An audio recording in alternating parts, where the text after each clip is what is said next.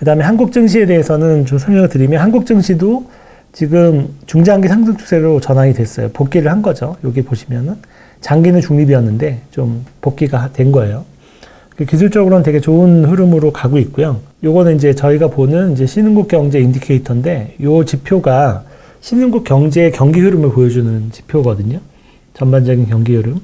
요 지표가 이렇게 하락하고 있을 때는 우리나라 증시가 이렇게 강세장으로 가기가 좀 어렵더라고요. 보면 요게 상승해야지 이제 좀 강세장으로 가는 건데 지금은 계속 하락세가 지속이 되고 있어요. 지속이 되고 있어서 지금 여기서 그러면 여기까지 빠졌는데 이렇게 지속되면 이렇게 내려와야 정상 아니냐 이렇게 얘기할 수 있는데 지금 이게 밸류에이션이 굉장히 낮은 상태예요. 여기가 이 자리가 2300 이 포인트 이 자리가 2400 밸류에이션이 좀 낮은 자리이기 때문에 밸류에이션에 걸렸다고 보시면 돼요.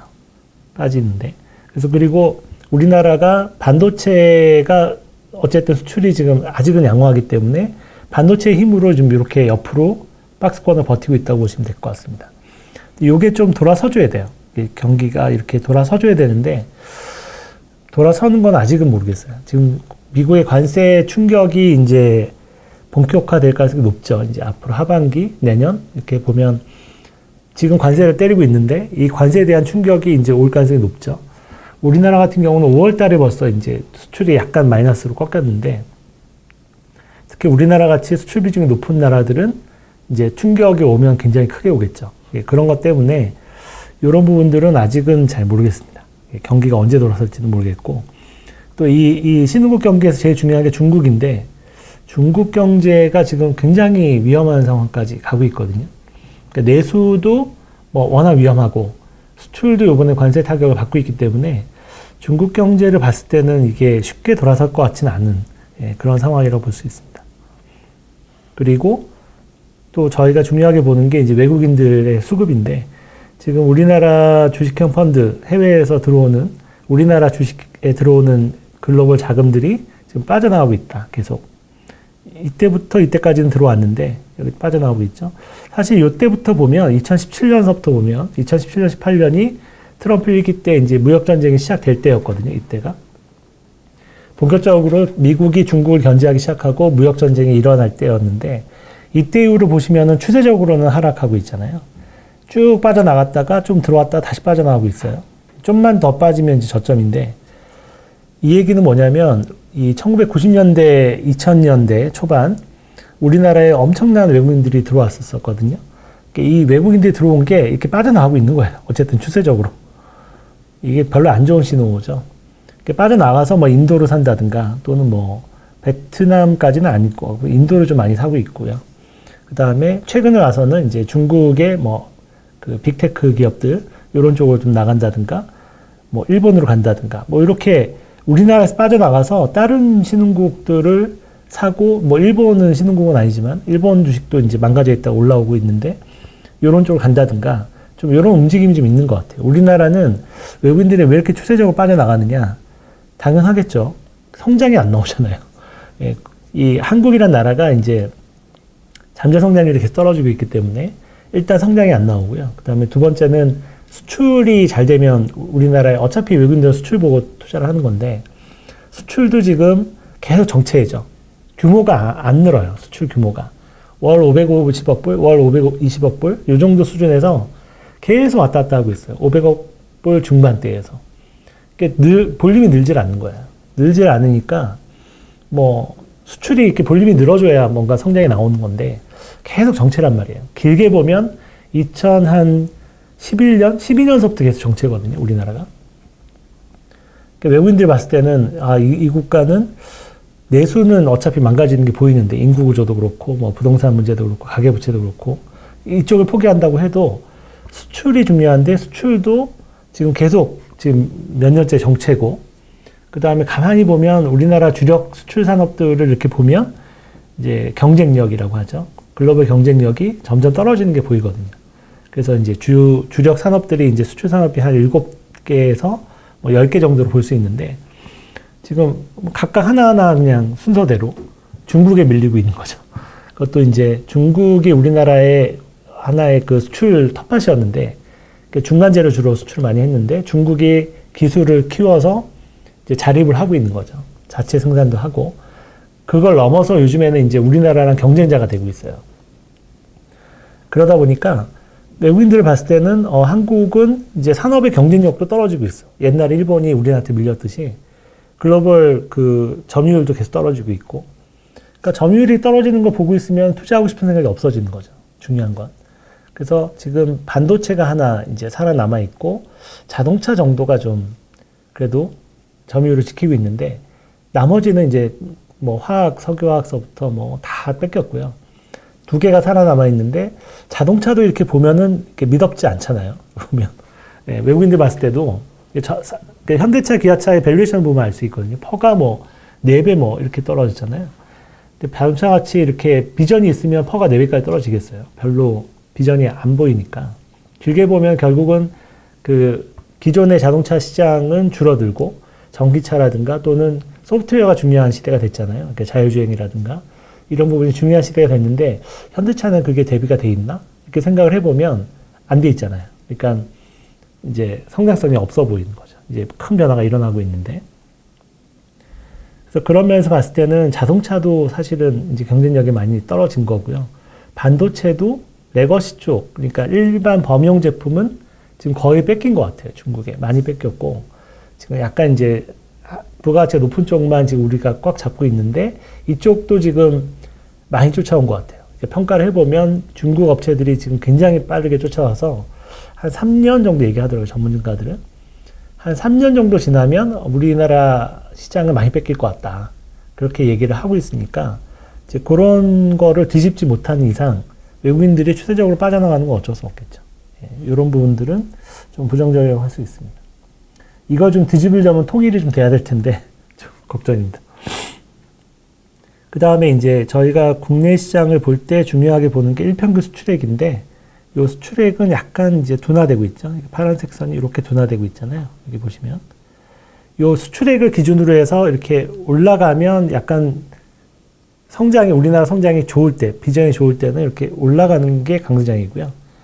밑에서 논다든가 하락 요 일평균 수출액 자체가 이렇게 꺾인다든가 이러면은 이제 보통 약세장으로 가는데 지금 여기 보시면은 요때는 이제 코로나 때라서 너무 빨리 올랐다가 꺾인 거고요. 대부분은 요 일평균 수출액하고 거의 비슷하게 가요. 레벨도 보면 축이 하나잖아요. 그러니까 일평균 수출액이 25억 불이다 그러면 곱하기 00 더 붙이면 2,500포인트예요. 거의 단위수가 비슷해가지고 저희가 이제 같이 보는데 지금은 이제 일평균 수출액하고 딱 붙어 있죠. 그러니까 이것만 기준으로 보면 지금 적정 주가라고 할 수 있고 저희 가치 평가 기준으로 봐도 지금 적정이거든요. 그러니까 이게 신기하게 잘 맞아요. 어쨌든 일평균 수출액 이게 전혀 밸류에이션이 다른데 저희가 밸류에이션 하는 거랑 일평균 수출액하고 비교하는 게 거의 비슷하더라고요. 보면. 그래서 여러분들은 요거를 보셔도 괜찮을 것 같아요. 지금 일평균 수출액이 25억 불, 24억 불 정도 나오니까 지금 지수가 이렇게 높거나 낮은 건 아닌 거죠. 근데 그러면 여기서부터 중요한 건 일평균 수출액이 이제 감소세로 가느냐, 증가세로 가느냐인데 지금 이제 증가세로 가다가 최근에 이제 감소세로 전환이 됐어요. 추세거든요. 추세가 전환이 됐기 때문에 수출이 좀 나빠지고 있다는 거죠. 나빠지기 시작했다는 거죠. 그럼 이런 상황에서 이 지수가 막 강세장으로 갈 수 있을까? 과거에 일평균 수출액이 이렇게 늘어날 때 말고 이렇게 감소할 때 강세장 간 적이 없거든요. 그래서 이런 이제 꺾이기 시작했기 때문에 일평균 수출액이 그리고 앞으로 관세 충격 때문에 만약에 일평균 수출액이 나빠진다고 보면 지수는 막 여기서 강세장으로 가는 것보다는 여전히 박스권에 갇혀 있다고 보고 있습니다. 그러니까 2,800에서 2,400 정도 박스권. 만약에 하반기에 미국의 경기 침체가 실제로 오면 이제 2,400 박스권을 밑으로 하단으로 이탈할 수도 있고 이제 이 정도로 보고 있거든요.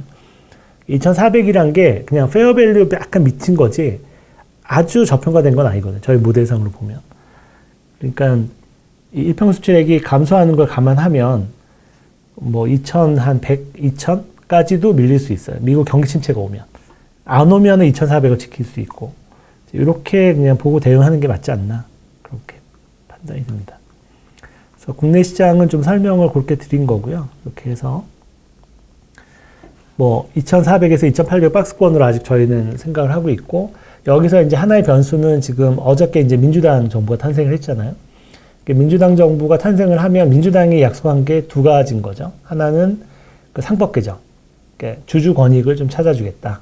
두 번째는 이제 배당에 대해서 분리과세를 추진하고 있거든요. 그러니까 지금 사실 이자와 배당이 다 종합과세에 들어가 있잖아요.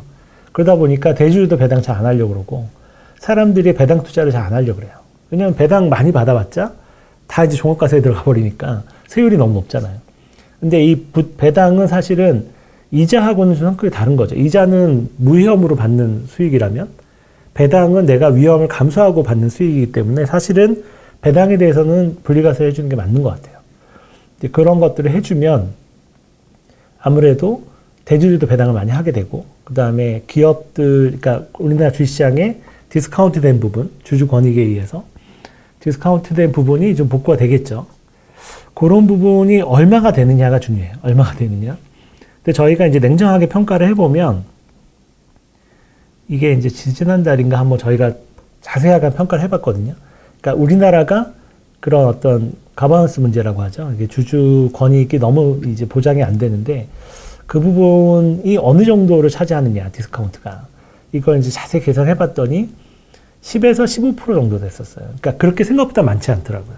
그러니까 우리나라가 이제 코리아 디스카운트 많이 당했다, 뭐 이런 느낌상으로 한 50% 디스카운트 당하는 것처럼 느껴지는데 사실은 우리나라가 기업들이 수익을 잘 못 내요. ROE도 좀 미국보다 훨씬 낮고 ROE가 낮으니까 당연히 PBR도 낮은 게 정상인 거죠. 그리고 우리나라 기업들의 ROE가 거의 8%에서 10% 정도 되는데 이게 요구 수익률보다 낮으면 PBR이 1 이하인 게 정상인 거죠. 근데 우리나라 요구 수익률이 한 8에서 10% 가까이 되거든요. 그러니까 기업 ROE가 8에서 10% 돼야지 PBR 1이 정상화되는 거예요. 근데 이제 우리나라 전체적으로는 마진율이 너무 떨어져가지고 이 ROE가 요구 수익률 이하로 떨어지면서 우리나라가 PBR이 1 이하로 떨어진 거거든요. 이제 그런 부분들은 정당한 거예요. 그게 디스카운트가 아닌 거예요. 미국을 똑같이 평가해보면 미국 되게 물론 고평가지만 미국은 저게 합리화 되거든요. 어느 정도는.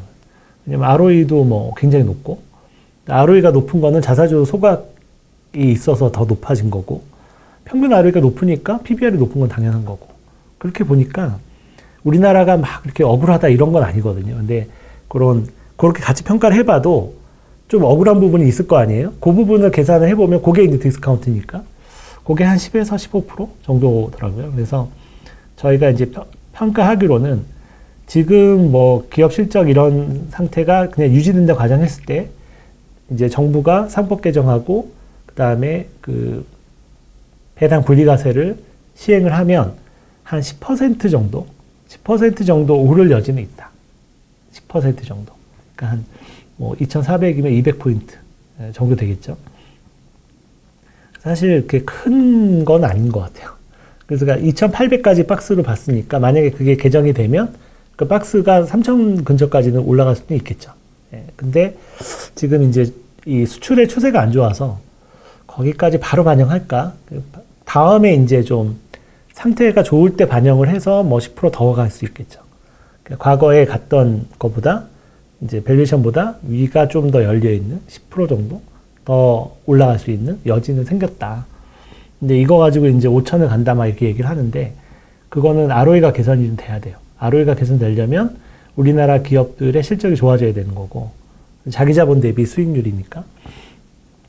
그리고 그렇게 되려면 우리나라 기업들의 경쟁력이 좋아져야 되겠죠. 과거에 비해서. 근데 지금은 중국에 밀려가지고 점점 경쟁력이 떨어지고 있기 때문에 그게 개선이 안 되면 5천은 힘들고요. 아무리 뭐 디스카운트 해소가 돼도 10에서 15% 정도로 볼 수 있기 때문에 근데 펀드멘탈이 나빠지면 거기서 10에서 15% 정도 올라가는 거 수준이잖아요. 그러니까는 막 그게 개선됐다고 디스카운트를 막 굉장히 높게 본 거죠. 그거는 굉장히 높게 본 건데 냉정하게 보면 그렇습니다. 그렇게 디스카운트가 많진 않아요. 근데 통일이 되면 그거는 좀 디스카운트가 오히려 프리미엄이 많이 붙을 수 있죠. 통일이 되면. 진짜 통일이 되면. 그래서 통일이 되지 않는 이상 제가 봤을 때는 지금의 어떤 글로벌 경쟁력이나 이런 흐름이나 뭐 이런 것들을 봤을 때 그렇게 저는 낙관적이진 않아요. 막 5천 간다 뭐 이런 거는 좀 낙관적이진 않습니다.